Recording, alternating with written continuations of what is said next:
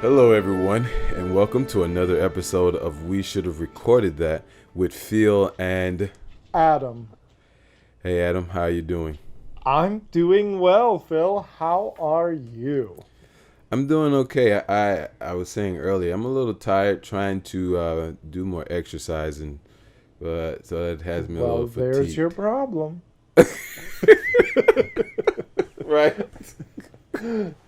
The exercising, yes, no, it does help you to be energized after your body has become acclimated to it.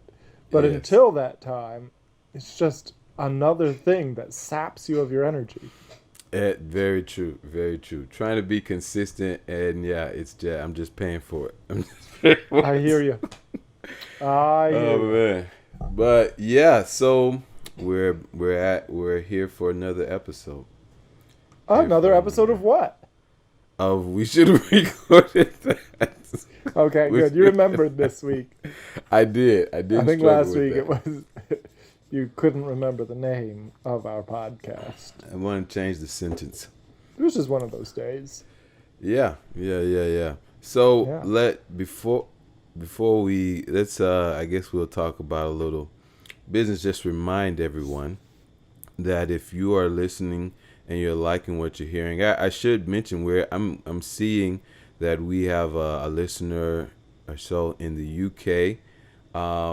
Excellent. Yes, I think seeing some other countries. So thank you for everyone that are listening outside of the United States. We're Hmm. kind of we're just a little bit of an international podcast. Yeah. I love that.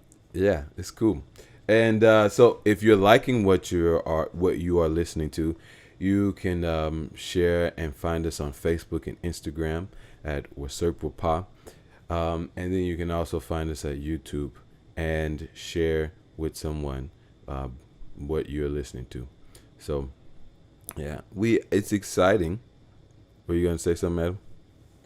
No, I was just going to lead us into the fact that our number one fan has done exactly what we've asked our audience to do. And she has Yes, sent us a voice reply. she did. She did. And we're gonna play that. Let's play that for you, and then we'll talk about it. Okay. Hello, Wissert Wapa. This is your number one fan. I'm not sure what it says about me that you motivated me to learn a new technology simply because I was afraid of losing my number one fan status. I think I might need some therapy. But I did want to tell you that I loved that last episode. It was great. I've been thinking a lot about vocation after listening to it.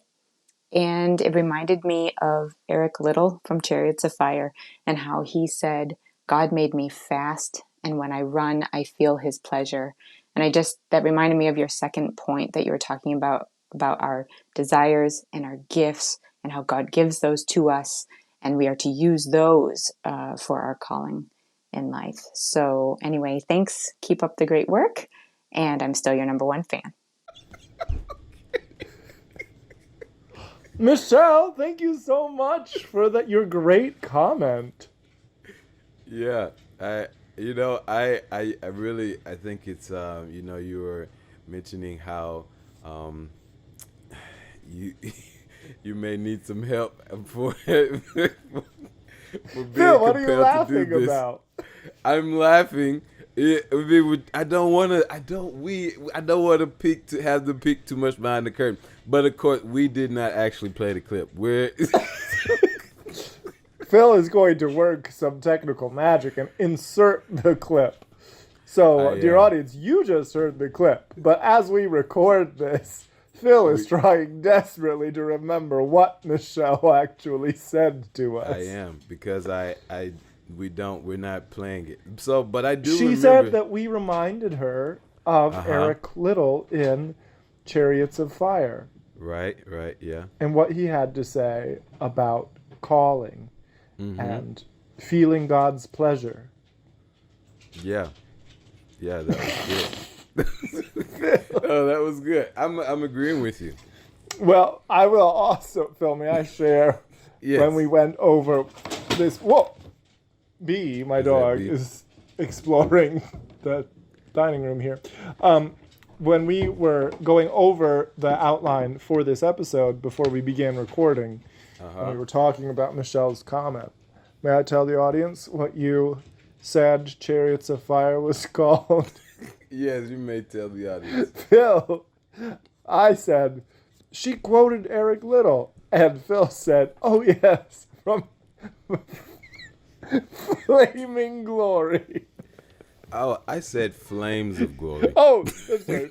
Flames of Don't Glory. misquote me now. Don't That's a misquote little me. bit better than Yeah. Flaming Glory. I mean, I can see why you thought that was funny. Flaming Glory. Chariots of Oh, Fire, man, Flames but of Glory. It's all good. Yeah. Oh. Well, anyway, But- dear audience, you too can Yes. send us a voice comment. We would love to play more than just the comment of our number one fan. Thank you so Right. much, Michelle, for Yes. your feedback and for being a loyal listener. Amen. And you know what? Don't ever worry about anyone taking your place. It's very That's secure. right. You're very secure in our hearts. Yes. So, Adam, why don't you tell everybody what we're going to talk about today? Well, we are going to have a follow-up conversation on a conversation we began a couple of weeks ago on You Don't Know What You Don't Know. So today is You Don't Know What You Don't Know, Part 2. Part 2. Yes. And so we kind of just talked around it a little bit, but there were some things that I thought maybe we could actually to deal with that let me get my thoughts together. That we talked around some things, and so today I wanted to dive into a couple of more things as it relates to not knowing what you don't know. And so the first thing I wanted to think about was when you don't know what you don't know, it can hurt. And do you mean it can hurt you internally in your emotional realm, or do you mean it can hurt you externally because your ignorance is damaging? I think before the first thing is more of an external. So like how you interact in the world when you don't know something, it's just you're kind of prevented from doing certain things. So like Yes. one of the examples I wanted us to look at today was the importance of credit and how to manage it. Did you ever have any issues with that, Adam? Oh yeah. No, I well, okay. I will freely admit that I am financially less than fully literate.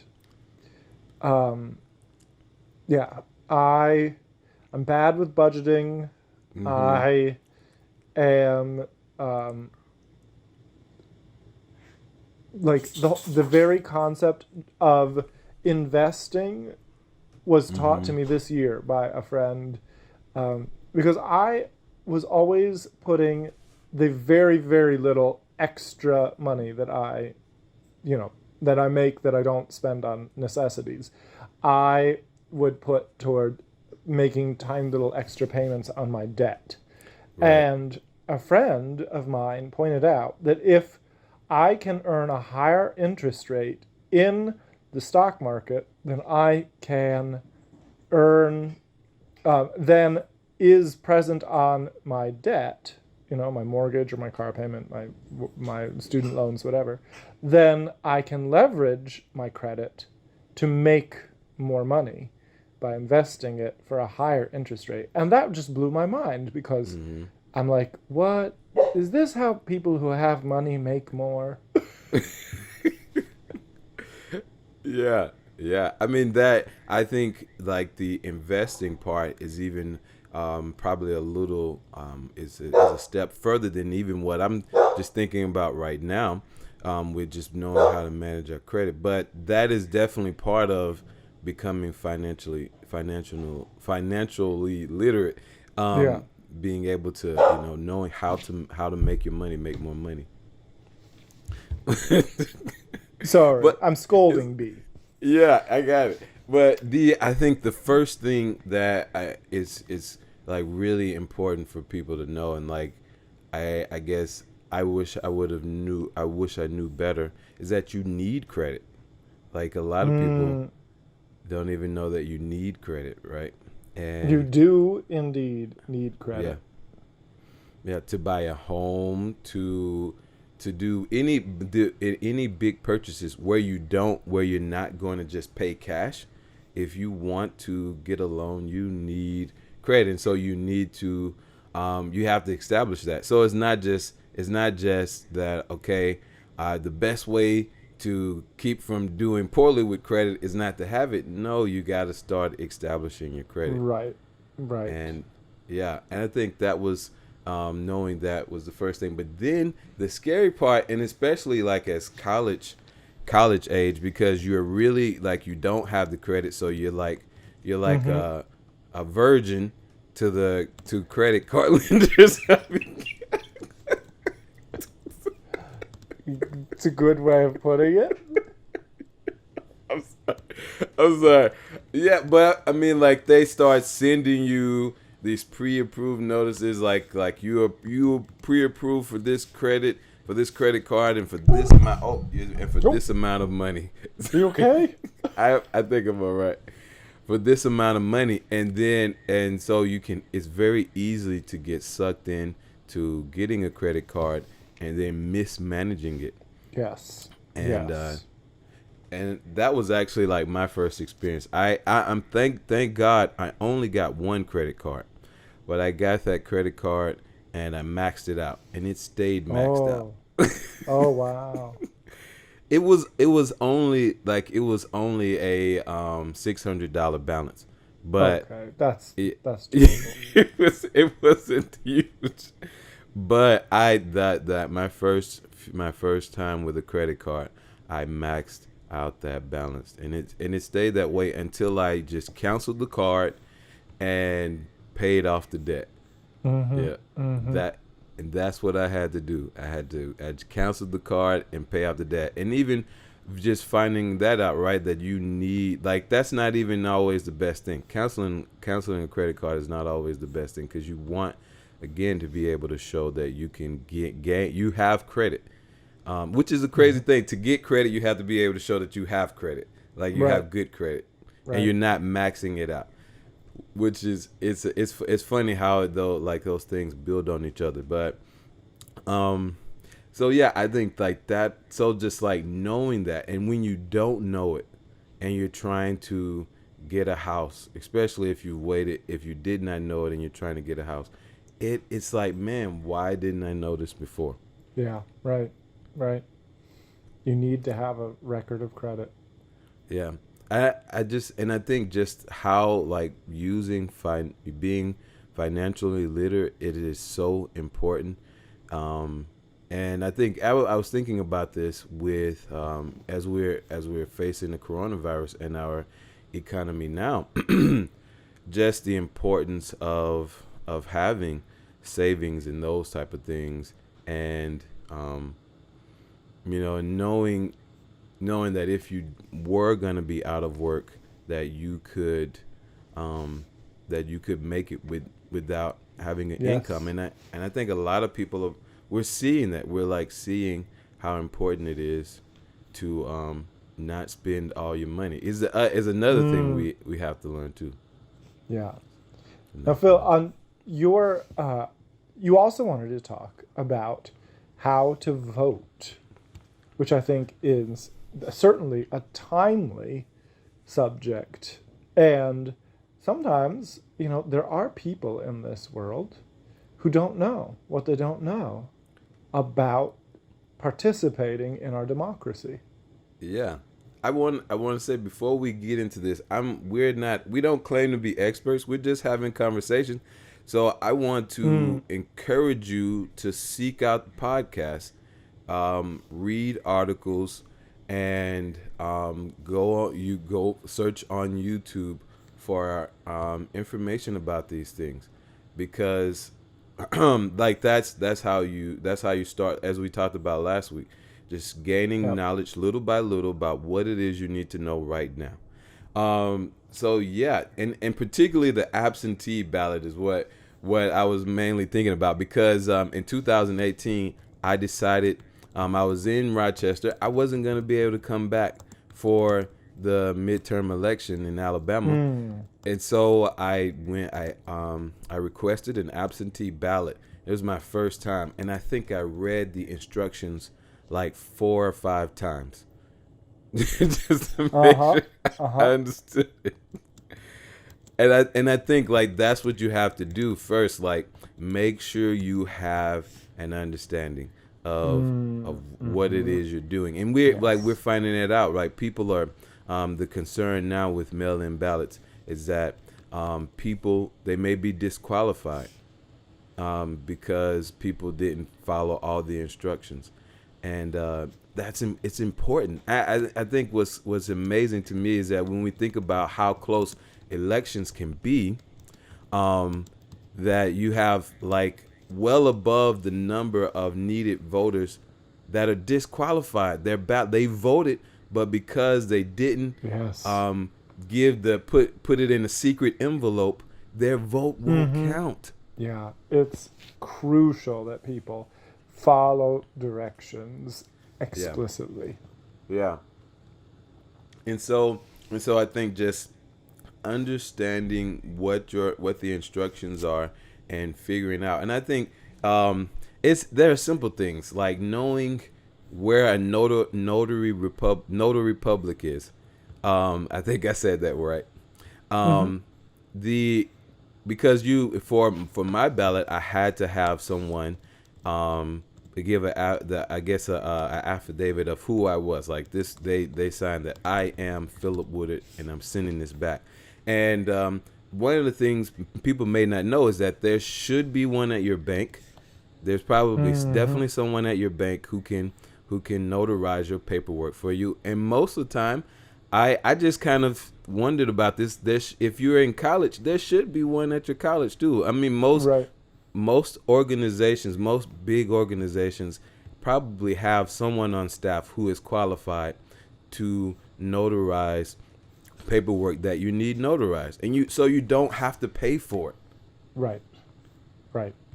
You don't have to pay for it. That's the other thing. I mean, it was amazing to me when I found out that people were paying to have their Mm-hmm. paperwork notarized. They pay to do that.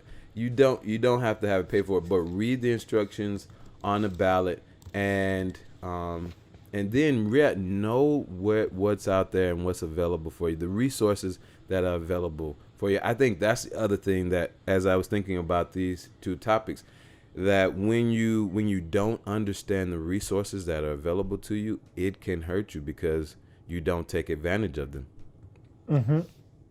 You don't Yes. take advantage of them. Yes. Can you think of any other ways where, what you don't know can hurt, like physically, as we're talking about here, or externally, as we're talking about? Oh gosh.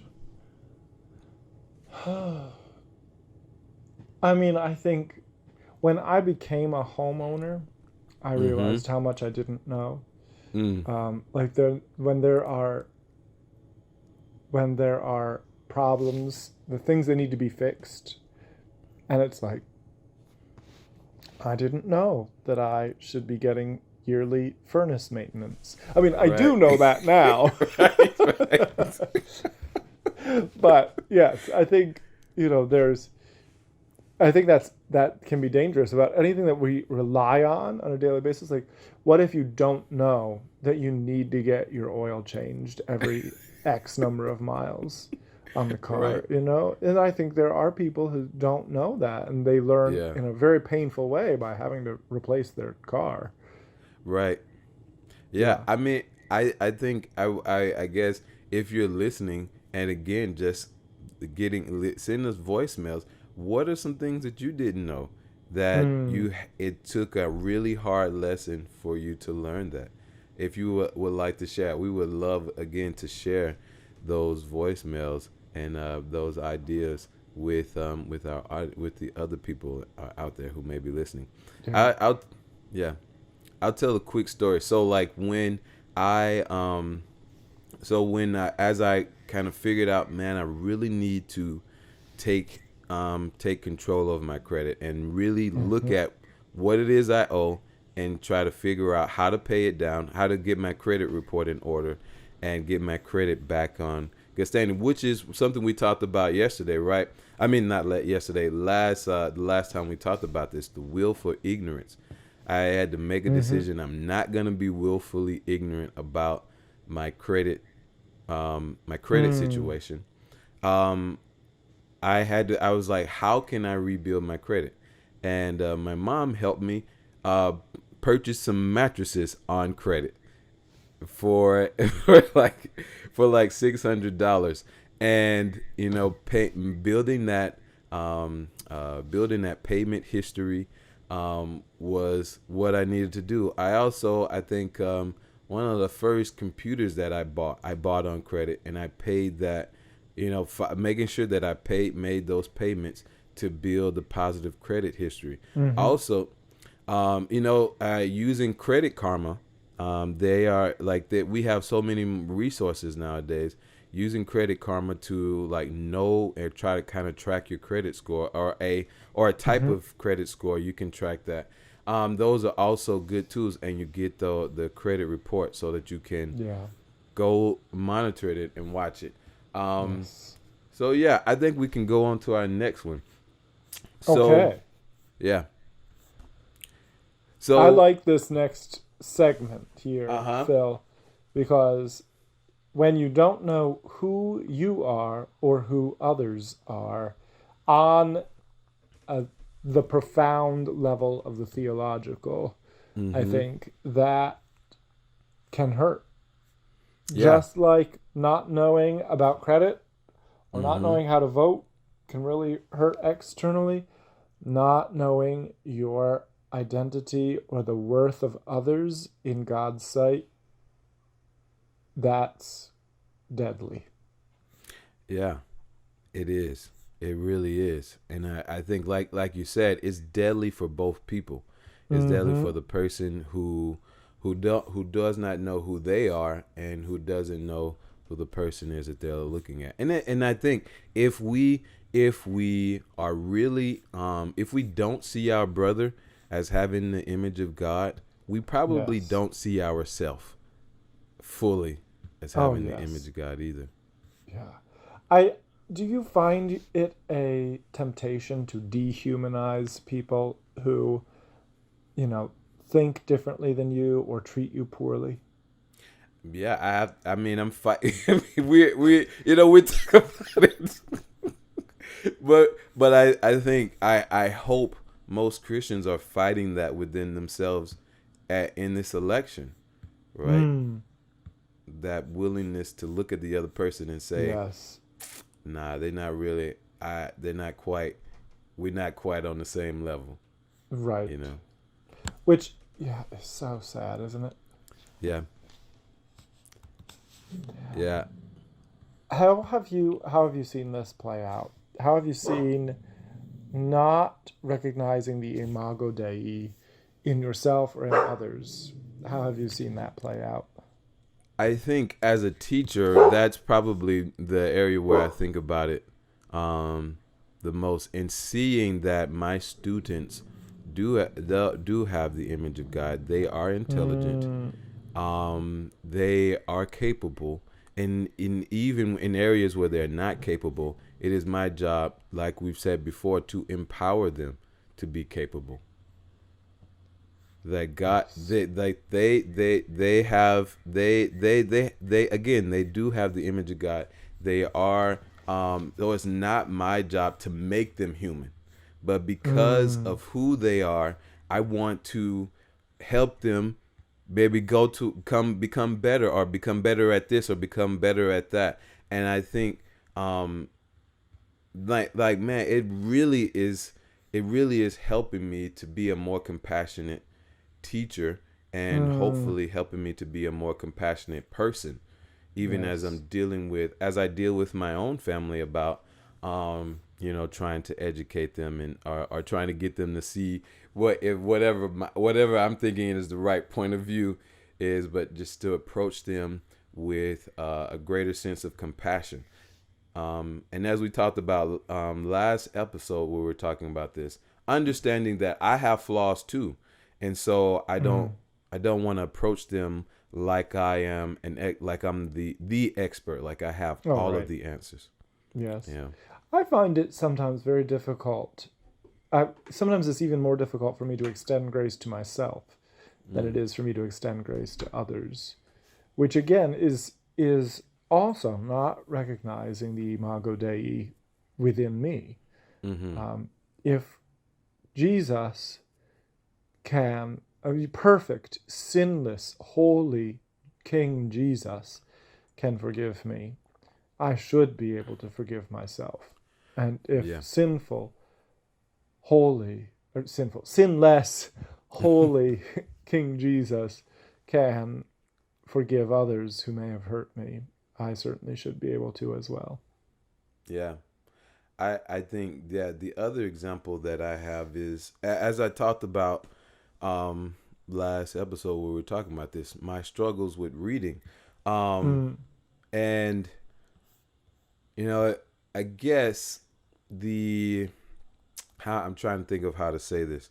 That maybe, I don't know if that was maybe the only thing, but also the my religious upbringing in the kind of that holiness, Pentecostal, Wesleyan influence, just being like, it was always more about what you did than who you were. Yes, isn't that Christ. sad? Yes. It is, because I mean, I was really believing. And not so much that I believe in holiness. I believe that. Of course. Yeah, I believe that is what God requires. The Bible tells us that Christ died and lived the perfect life that we could not. And so that in Him, as we believe in Him, we are made holy and righteous. And so, like, for me, the combination of struggling, in some of my intellectual pursuits and, the church influence, like, really was, when I struggled, it was, I like you said, I was taking that on me.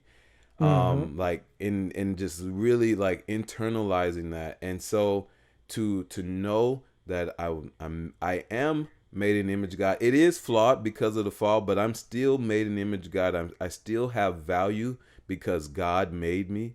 And then as a Christian, I am now clothed in Christ's righteousness. Yes, amen. And that is what makes me righteous in the sight of God, not how perfect I'm doing today. It was life transforming, and that's what I talk about when I say I'm trying to get free. I want to stay free. Yes. I want to stay free. I love that. Yeah. Now, Phil, going from the 30,000-foot view of how God views us, His children, humanity, His creation, let's get a little bit closer to earth.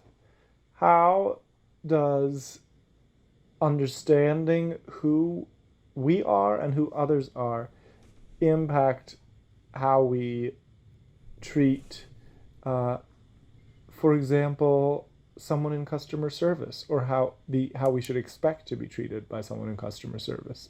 Yeah. I think knowing, the example I was thinking about with this is, when you do know that there are services that are available to you, you can ask for them, and you can ask for them with, with a knowing that they're available to you.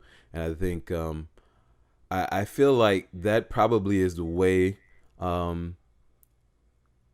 If I'm just kind of thinking about how people may be denied their rights, that's probably how it's happening today, by just not, like, it's not that I tell you that you don't have this right, or I mean, not saying, sorry, it's not that I'm saying that this is not your right, that I, like, was written in law, that you don't have this right, but I don't tell you that you do have access to this, or that you can ask for X or Y in when you're dealing with a customer service representative, like even like a silly example in shopping, asking for a price check. Wendy, my wife, loves to shop, and she does a lot of shopping so that she may resell. I remember one time she sent me on a mission to get some shoes, and I asked the lady, "Hey, ma'am, what is the price on these shoes?" And she's like, "It's what is listed." And I was like, "Would you mind checking the price for me?" And she was kind about it. When she checked the price, she found out that it was not what was listed. It was severely marked down, which is what I wanted. Oh, Yeah, it was severe. It yeah. was marked down, and so like knowing that, and then being, and also again, because you understand who you are, who that person is. We don't have to be like irate about it, but you can gently push against saying no. I like knowing I can you just check the price for me, please. You Yes, know? right, right. Like even as you're dealing, even as you notice that people are not trying to accommodate you, there is a way to approach them in a respectful way. So Yes, yeah. yes, absolutely. So, and I think we touched that. I one of the other things that I thought about, especially going back to the image of God thing, um, like I remember talking to someone about this, and I said to them, I did not. It really never struck me how important it was to know that you are made in the image of God, Mm-hmm. and he was kind of shocking, I guess I get that. Why didn't you know that? Like, Yeah. why didn't you know that? But I, Right. I think there are probably more people out there who are trying to find who are validity in their life, and don't know that you have enough, that there is enough, that you have validity because of who you are. Oh yeah. I mean, I spent a large part of my life, up until more recently than I would care to admit, Mm, living in shame, mm, being ashamed of of aspects of who God had made me to be, mm-hmm. and yeah, so it is a one must learn Yeah. that he or she is made in the image of God. It's Mm, not, especially if someone is raised in a tradition that emphasizes um, what we have to do right. in the eyes of God, or in the eyes of family, or in the eyes of the church Mm-hmm. to fit the criteria of, you know, uh, if that's how you're raised, it's easy to look on the things that cause you shame as the things about yourself that define you, rather Right. than look on your identity in Christ, your Mm. adoption as a child of the Father, as the things that cover all else. Yeah. Whew. That's good. I mean, like, this is why our listeners, we care so much about our faith, Mm. because it Mm-hmm. frees you. It's freeing. Yes. When you know who you are in Christ, it is freeing. I'm really like tearing up right now, because it is freeing. Because, Mm-hmm. like you said, Adam, I think we all, and probably are and will, struggle with things about ourselves until the day we die. Right. Right. But who you are in Christ and as a child of God is more important than that. And I Yes. think that leads us to our kind of our last segment, the need for someone to say this to you, or someone to fight for it for you, an advocate. Yes. Yes. Um, yeah. I mean, as a teacher and as a college professor, like, how do you stand, like, in the gap and advocate for your students Mhm. or other Yes. Well, things? I'm very protective of my students. Um, I think uh, this is not so much the case at my present institution, but in a previous position, I actually had some strained relationships with colleagues because I developed a reputation as siding with students. Mm, Like those lunchroom conversations that can be so toxic. mm. Oh, Bobby, student Bobby is just the scum of the earth. That child just will not, blah, blah, blah, blah, blah. And I'm like, Bobby works very hard for me. Right. I don't see this side of Bobby in my classes. Uh-huh. Uh, Uh-huh. you know, and so it is, I think, the responsibility of those in authority or those in a position of privilege to advocate for those who don't have authority or who do not benefit from the same privilege. Yes. Yes. I mean, like, and I think that was like, I think you kind of just encapsulated something that I was thinking about when when I suggested us revisiting this, that if you do know, it is important that you try to help those who do not know. Yes. Yeah. Yeah. In educating others is a difficult task. It is. I'm, It. it's easy for me to educate my students. That is my literal job description. But Mm-hmm. educating, um, educating peers or educating family, especially family that might be older than you, that Mm-hmm. requires a lot of delicacy, a lot of tact, a lot of diplomacy. It does. It does. I think it does. And I learned that too. I learned that too. Trying to have conversations with my dad um, about faith. We those first few conversations didn't go well because I was just trying to go toe to toe with him.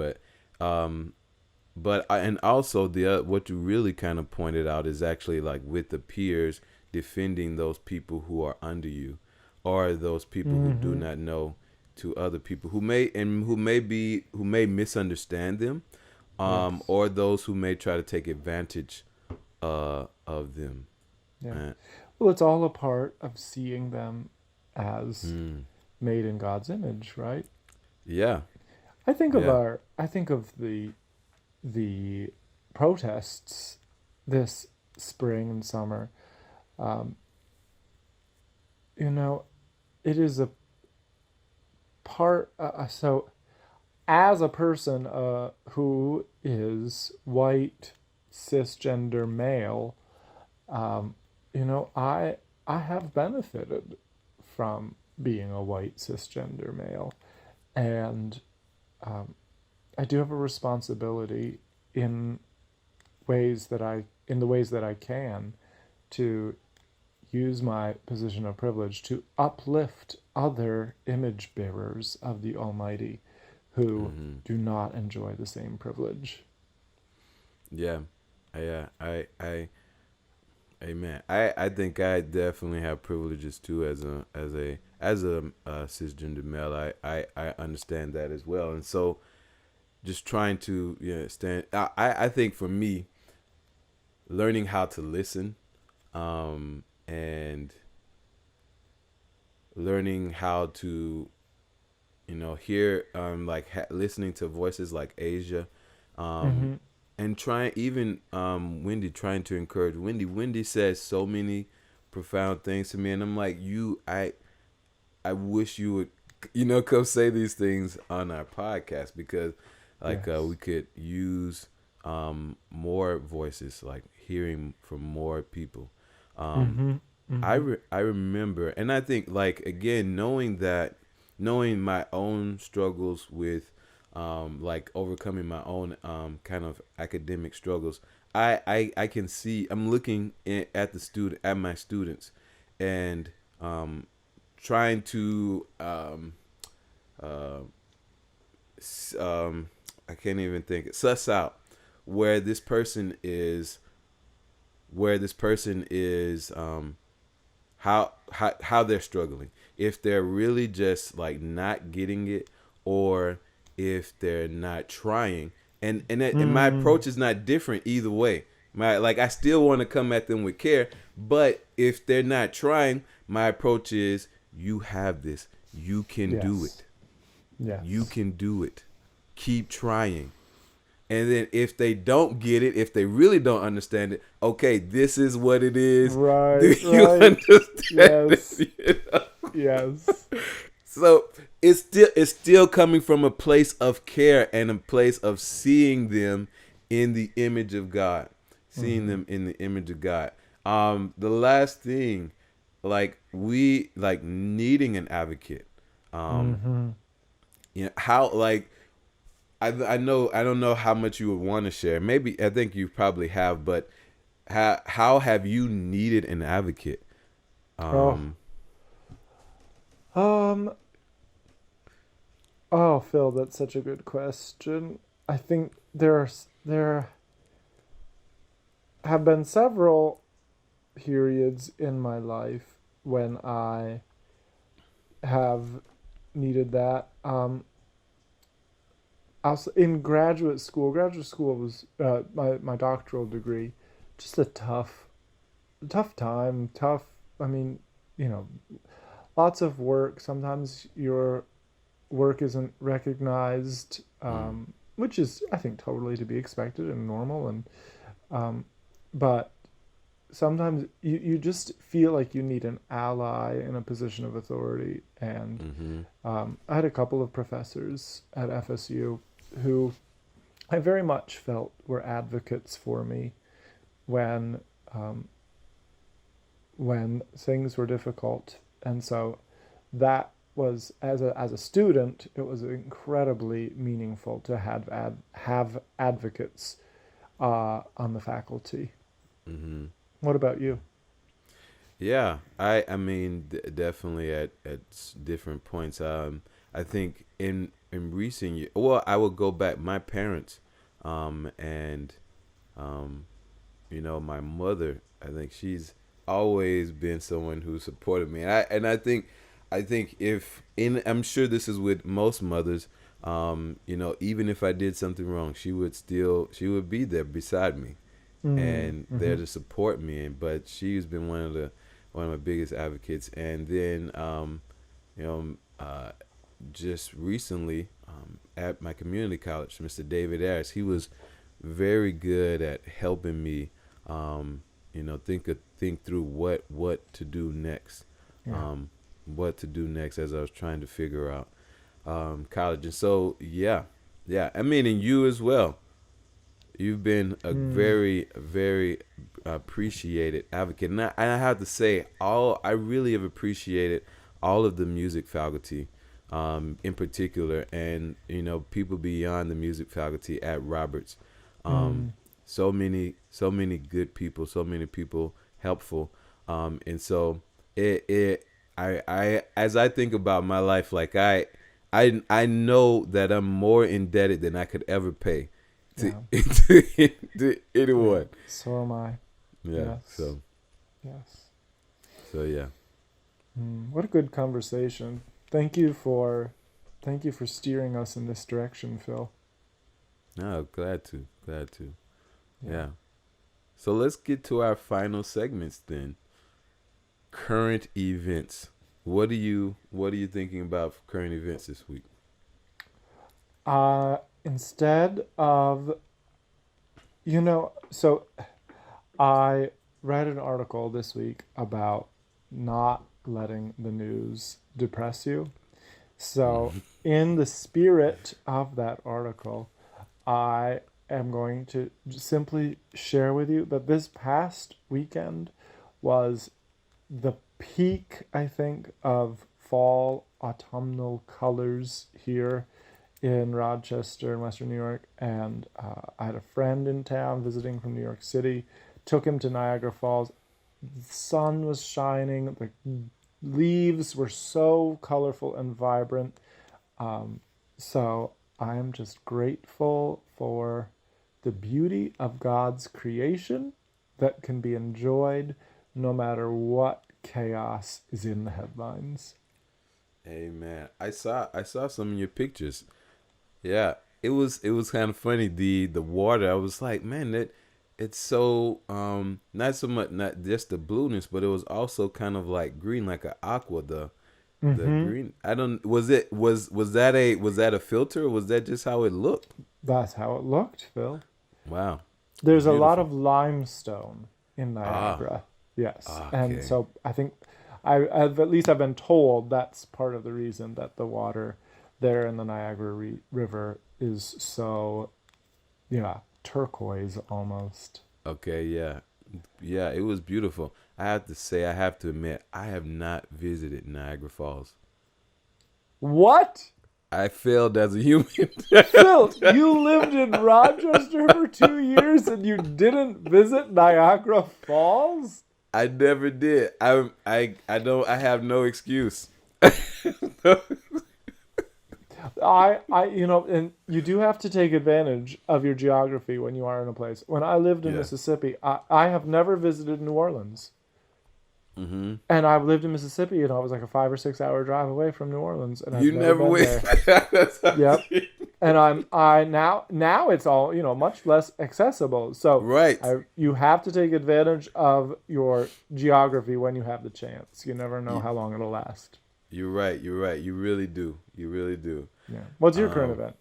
my current event is two really quick ones. Being back in school, wearing a mask every day. Hmm. Um, I have to say, I don't like it. Yes. Oh yes.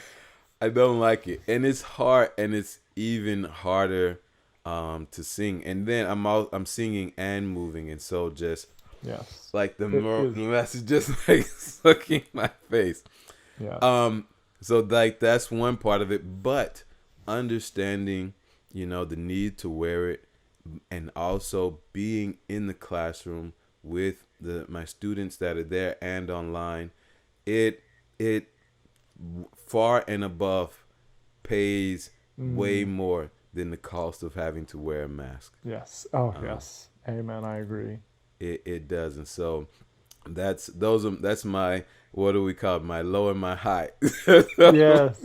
Yes. Good. My low and my high for that. So yeah, what did you learn today?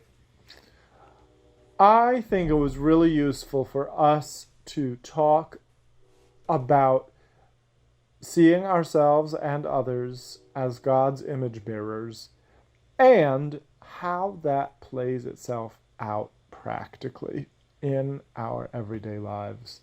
So, thank you for prompting that discussion. How about you? What did I learn today?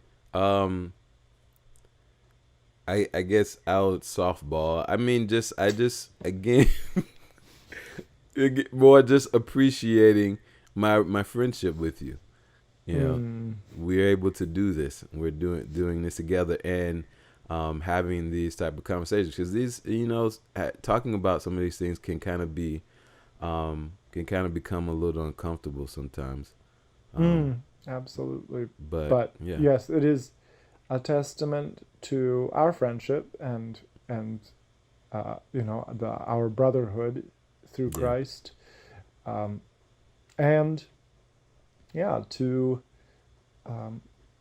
I do think it's valuable. I hope our audience thinks it's valuable. Our conversations are not always focused, they're not always directed, they are always spontaneous.